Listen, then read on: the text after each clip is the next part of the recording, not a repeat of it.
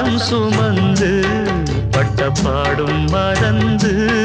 பிள்ளை செல்வம் பிறக்க அள்ளி கையில் எடுக்க